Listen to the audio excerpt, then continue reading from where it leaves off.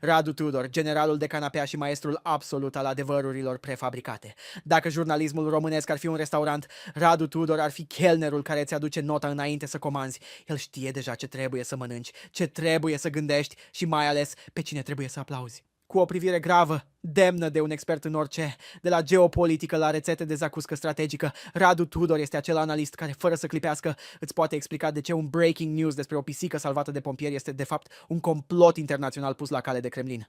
Când nu își flexează mușchii de strateg militar pe la televiziuni, el este ocupat să decodifice pericolele iminente pentru România, de parcă are un birou secret la Pentagon. Dacă ar fi existat o olimpiadă pentru analiză politică alarmistă, Radu Tudor ar fi fost medaliat cu aur, argint și bronz, iar pe locul 4 ar fi tot el. Cu un stil de discurs care combină dramatismul unui trailer de film apocaliptic cu siguranța unui șofer de taxi care știe el mai bine, Radu Tudor este vocea pe care o auzi când România se află la răscruce. Bineînțeles, România este mereu la răscruce, conform lui.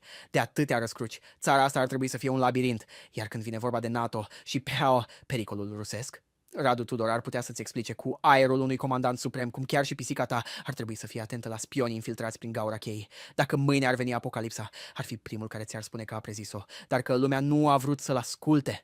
Discursurile lui sunt ca un meniu de restaurant de lux, sofisticate, greu de digerat și mereu cu același ingredient principal, frica. Ne aflăm într-un moment crucial, spune Radu Tudor de vreo 20 de ani încoace, atât de crucial încât România ar fi trebuit să explodeze de vreo 15 ori deja dacă lucrurile stăteau cum le prezenta el. În concluzie, Radu Tudor este acea combinație rară între un profet al dezastrului iminent și un analist care se ia atât de în serios încât la un moment dat și el începe să creadă că este real ce spune, un veritabil GPS al geopoliticii, dar cu traseul mereu recalculat în funcție de cine plătește benzina.